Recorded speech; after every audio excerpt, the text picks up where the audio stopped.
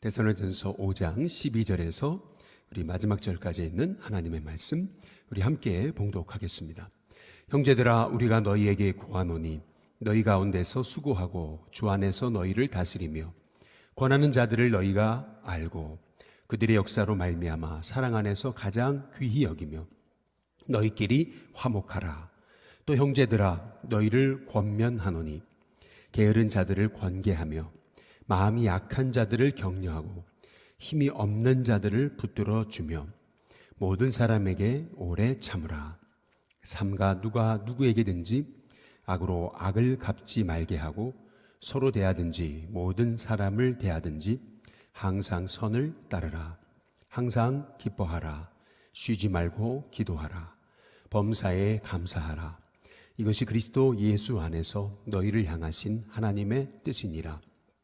성령을 소멸하지 말며 예언을 멸시하지 말고 범사에 헤아려 좋은 것을 취하고 악은 어떤 모양이라도 버리라.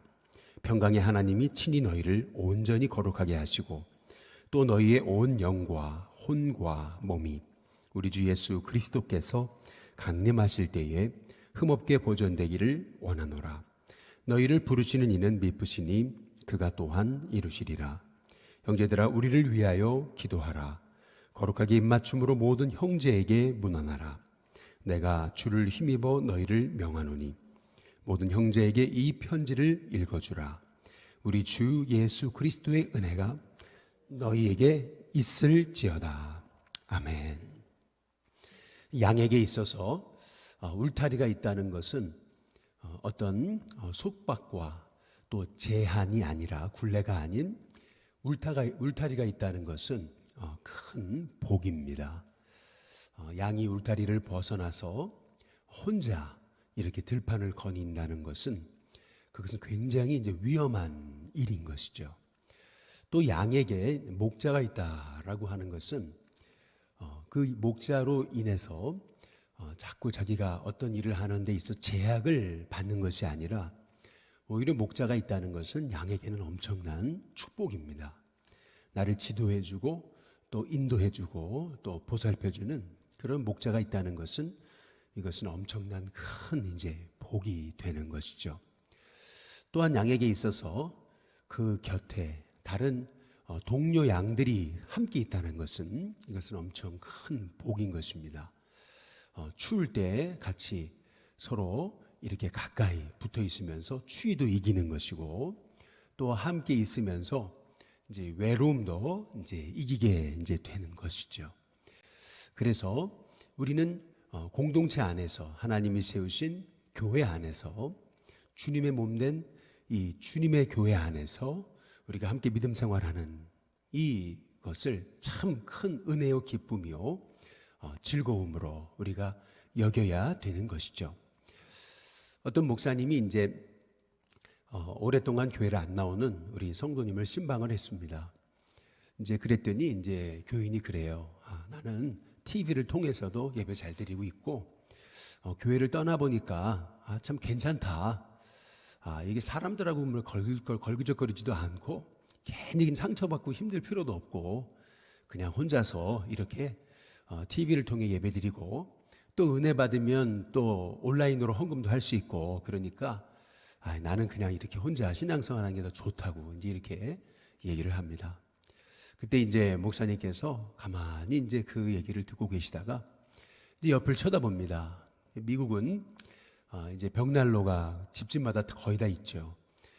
벽난로를 쳐다보시더니 벽난로에 붙어 있던 그 나무 장작 하나를 옆으로 이제 떼어 놓습니다. 함께 이렇게 벽난로에서 불에 붙어서 타고 있던 그 장작이 이제 홀로 곁에 놓여지고 나니까 금방 그 나무, 불에 붙었던 나무는 금방 불이 꺼지고 그리고 금방 연기가 나면서 금방 이렇게 그 불이 이제 사라지고 마는 것을 이제 보게 된 것입니다. 목사님도 목사님도 이렇게 그 장작을 쳐다보고 또 그 성도들이 이렇게 쳐다보다가 이제 목사님 얘기하죠. 이게 우리의 신앙생활의 모습입니다. 홀로 신앙생활하면 위험합니다. 이제 그때 이 성도님이 얼마나 지혜로운지 그 광경을 지켜보고 이제 목사님의 말씀을 듣고 이제 이분이 목사님 제가 다시 교회 출석하겠습니다. 이제 라고 했다라고 하는 그런 아주 유명한 그런 일화입니다. 오늘 우리가 함께 읽은 말씀은 이제 데살로니가 전서의 이제 마지막 말씀입니다. 오늘까지 우리가 데살로전서를 함께 살펴보고 이제 내일부터는 이제 시편의 말씀을 함께 이제 살펴보게 될 것입니다.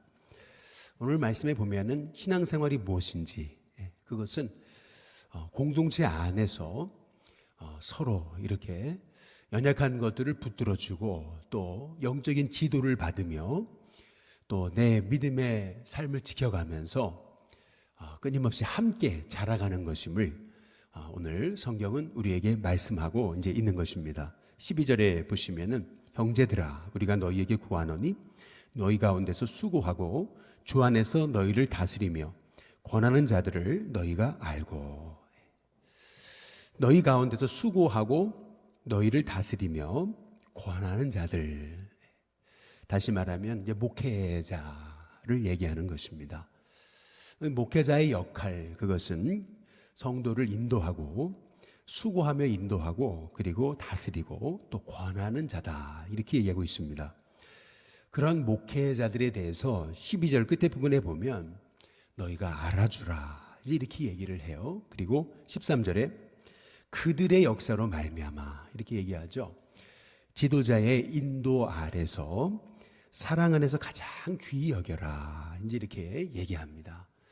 이렇게 목회자를 귀히 여기고 또 성도를 귀히 여기면서 그 다음에 13절 끝에 부분에 보니까 너희끼리 화목해라 이제 이렇게 이제 말씀하고 있는 것입니다.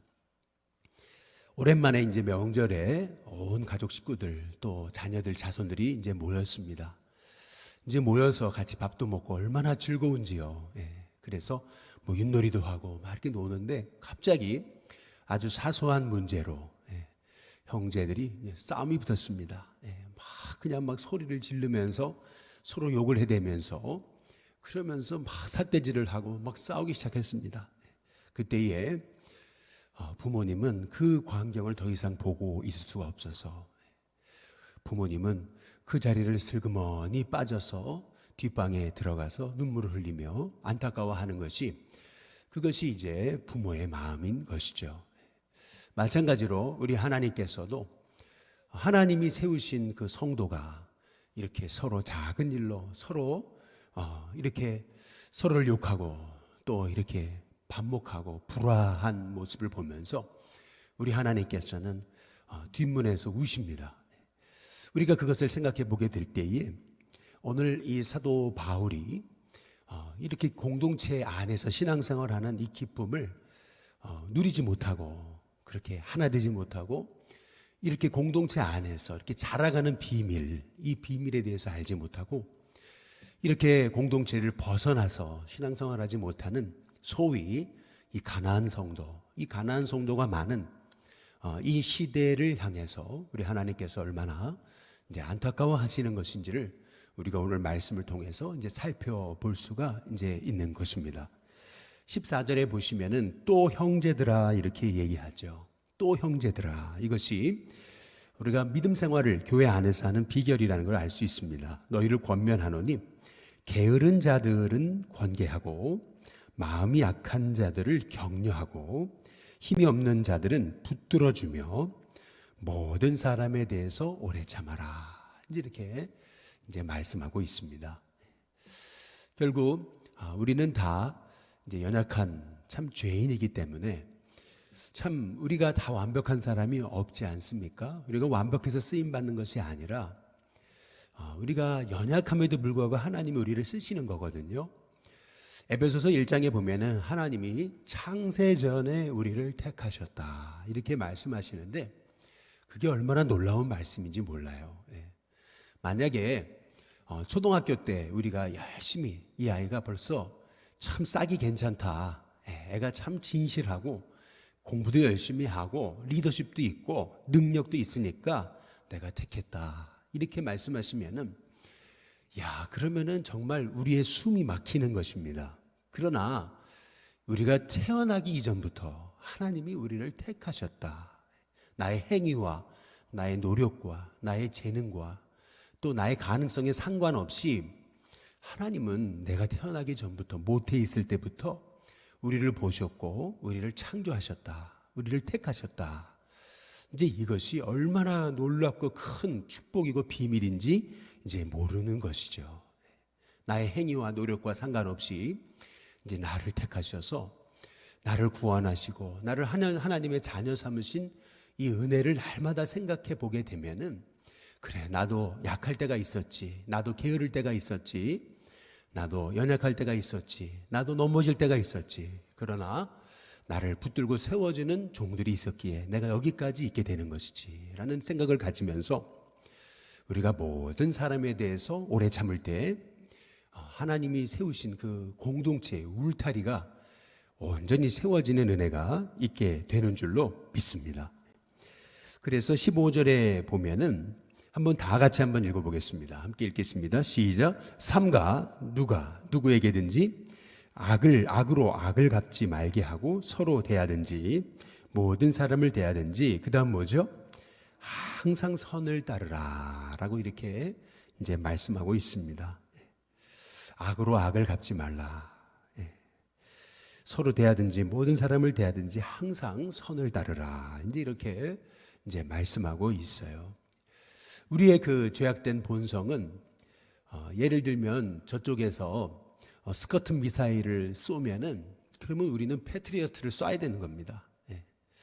저쪽에서 한 발 총을 쏘면은 우리는 아주 람보 총을 가지고 기관총을 가지고 다다다다 쏴야 되는 것이 우리의 본성인 것이죠. 한 대 맞아요? 그러면 내가 한 대만 때릴 수 있어요? 두 대, 세 대, 10대를 때리고도 분이 안 풀리는 것이 이제 우리의 본성인 것입니다. 그러나 오늘 성경은 누가 누구를 대하든지 항상 선을 따르라. 이제 이것이 교회 공동체를 세워가는 그런 성도의 마땅한 자세라는 것을 사도 바울은 우리에게 이제 말씀하고 있는 것입니다. 그러면서 성도의 삶이란 16절, 17절, 18절 우리 함께 같이 한번 읽어보겠습니다. 같이 읽습니다. 시작. 항상 기뻐하라. 쉬지 말고 기도하라. 범사에 감사하라. 이것이 그리스도 예수 안에서 너희를 향하신 하나님의 뜻이니라. 하나님이 성도를 향해서 계획해 놓으신 것, 하나님의 뜻, 그것은 항상 기뻐하는 것이다.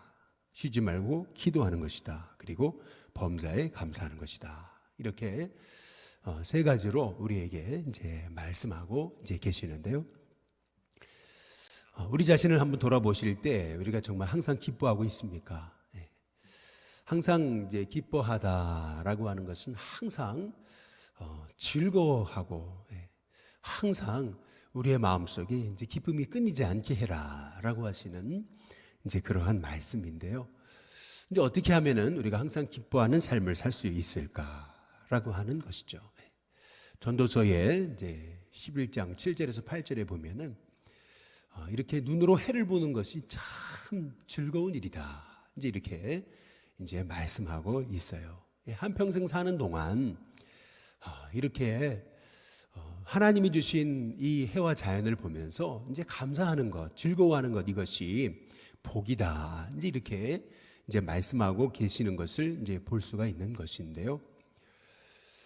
우리가 이렇게 매일 살아가면서 항상 기뻐하고 기도하고 범사에 감사하는 이 삶을 이뤄가는 이유 중에 하나, 그것은 뭐냐 하면은 하나님이 만드신 이 우주 만물, 하나님이 만드신 이 작은 이 풀 한 포기도 보면서 감사할 줄 모르고 우리는 자꾸 이제 자꾸 사람 보고 낙심하고 자꾸 우리는 하루에도 한 번이라도 하늘을 바라보면서 하나님 만드신 자연을 보면서 이렇게 하나님이 만드신 우주 만물을 보면서 이렇게 마음으로 그렇게 그 자연을 내 마음에 품는 것은 거의 없고 그냥 매일 그냥 TV나 또 신문이나 또 핸드폰에 있는 뉴스거리를 보면서 계속 분개하고 그거에 집중하면서 매일 뭐 세상이 이렇냐 막 이렇게 뭐 사람들이 이 모양이냐 이제 이러면서 우리는 자꾸 우리가 하나님께 얻은 복을 우리가 누리지 못하고 있다라는 것이 바로 우리의 이제 모습이라고 이제 말씀하고 있는 것입니다. 우리가 좀 사람 바라보는 거 좀 중단하고 또 뉴스거리에 너무 집착하는 거 이제 조금 더 내려놓고 우리 하나님은 하나님 만드신 이 자연을 바라보면서 또 매일매일 주신 하나님의 은혜에 감사하면서 살기를 원하시는 이 하나님의 이 매일 우리에게 속삭이시는 그 음성 앞에서 우리가 조금 우리의 마음의 생각의 채널을 돌리는 저와 여러분이 됐으면 좋겠습니다. 이제 이런 얘기가 있죠. 부자나 가난한 자나 하나님은 동일하게 똑같은 해를 보고 살게 하셨다. 뭐 부자라고 해를 더 많이 보고 뭐 가난하다고 해는 조금 보고 그렇게 하지 않으셨다는 거죠. 어떤 사람이나 하나님은 해를 보게 하시고 어떤 사람이나 하나님은 단풍을 보게 하시고 어떤 사람이나 하나님은 이 자연을 보고서 그것을 만끽하며 누리게 살게 하신 이것이 하나님이 우리에게 주신 분복이다라고 하시는 말씀을 생각해 보게 될 때 저와 여러분이 이 한날을 사는 동안 한평생 참 하나님의 은혜를 누리며 살아도 부족한 이 인생 가운데서 오히려 여러분의 삶 속에서 날마다 주님 주신 은혜에 감사하며 승리하는 저와 여러분이 되시기를 주님의 이름으로 축복합니다. 하나님은 우리 인간에게 두 마음의 주머니를 주셨다 그러죠. 이제 한쪽에는 이제 기쁨의 주머니고 한쪽에는 슬픔의 주머니라고 그래요. 기쁨의 주머니가 가득 차면은 슬픔의 주머니가 이렇게 그냥 없어집니다. 그런데 슬픔의 주머니가 가득 차면은 또 기쁨의 주머니가 이제 없어지는 거죠. 우리 마음 안에 이렇게 항상 기뻐하고 쉬지 말고 기도하고 범사에 감사할 때에 우리를 향하신 그 하나님의 뜻, 한평생 사는 동안 하나님이 주신 그 분복을 누리는 저와 여러분이 되게 될 줄로 믿습니다. 오늘 여기 이제 19절부터 보면 성령을 소멸하지 말라, 예언을 멸시하지 말라, 범사에 헤아려 좋은 것을 취하라, 악은 어떤 모양이라도 버려라, 이렇게 이제 말씀하고 계시죠. 초대교회는 성경이 없었습니다. 그래서 하나님께서 초대교회는 모일 때마다 하나님의 영을 특별한 사람들에게 부어주셨습니다. 그래서 그들은 하나님의 말씀을 받아 전했습니다. 이걸 예언이라 그러죠. 초대교회 안에는 성경이 없었기 때문에 공동체 안에 성령님의 기름 부심이 있었습니다. 그래서 그들을 통해 말하게 하셨고 그들을 통해 하나님의 뜻을 이제 전하게 하셨습니다.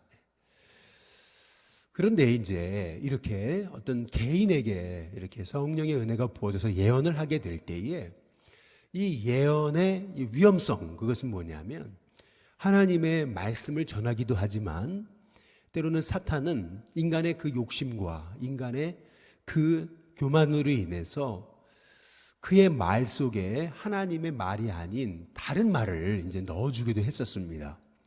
이제 그렇기 때문에 교회는 이 예언의 은사를 분별해야 될 그러한 지혜가 필요했더라는 것이죠.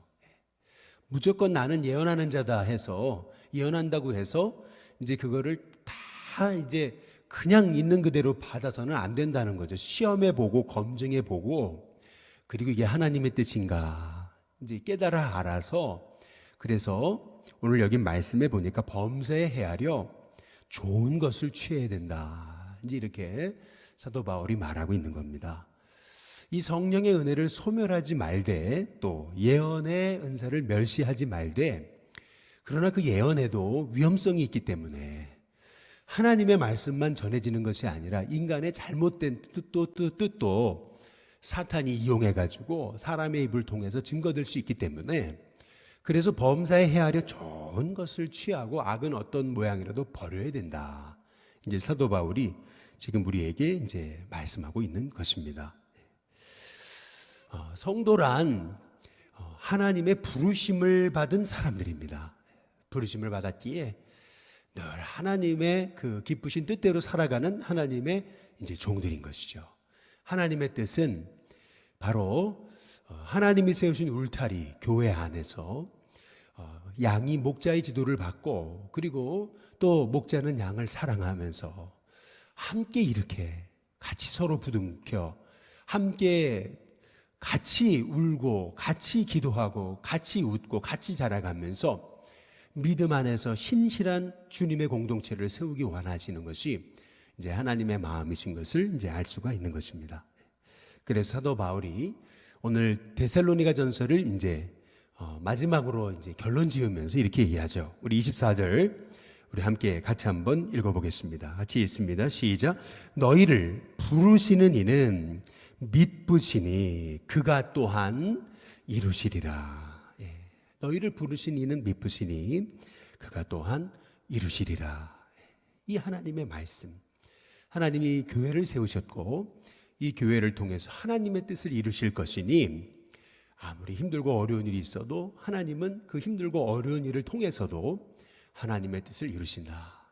그래서 조금 교회가 어렵다고 우리가 교회를 이렇게 그냥 멀리하고 그러는 것이 아니라 오히려 더 교회가 세워지기 위해 기도하고 또 성도가 세워지기 위해 기도하고 또 목회자를 위해 기도하고 또 세우신 지도자들, 영적 지도자들, 우리 장로님과 권사님들 또 속회 지도자와 또 교사들을 위해 기도하고 그래서 하나님이 기뻐하시는 믿음의 공동체를 세워갈 때 그것이 바로 저와 여러분이 복을 받는 그러한 비결이라고 하는 것이죠. 1876년에 미네소타주의 그 여름에 그 농작물이 메뚜기로 인해서 모두 이제 망쳐지게 됐습니다. 1877년에 이제 농부들은 봄에 걱정이 태산 같았습니다. 아니 작년에도 올해에도 이제 이 농작물이 이렇게 다 이렇게 병들어서 죽게 되니 이제 우리는 어떻게 사나. 이제 그래서 너무나 긴박해가지고 당시 미네소타주의 주지사였던 존 S. 필즈베리는 그해 4월 26일에 금식기도의 날로 이제 공포하고 온 그 미네소타주의 그 사람들에게 기도를 선포했습니다. 그런데 참 이상하죠. 기도를 했는데도 오히려 메뚜기 떼가 더 찬 거라고 날씨는 뜨거워지고 봄인데도 이게 여름 날씨가 오기 시작하면서 메뚜기가 막 그냥 온 작물을 이제 그 땅을 덮치기 시작을 했습니다. 4월이라고는 이상하리만큼 한여름 날씨가 이제 막 참가를 하게 됐는데 놀라운 것은 그 땅 백성들이 기도를 쉬지 않고 기도하게 됐을 때 갑작스럽게 이제 기온이 떨어지면서 갑작스럽게 서리가 내리면서 이제 그 메뚜기들은 한순간에 이제 죽임을 당하게 이제 됐더라는 거죠. 그러면서 이제 그의 농작물이 엄청나게 이제 풍요로운 수확을 이제 맺을 수가 있었다는 얘기입니다.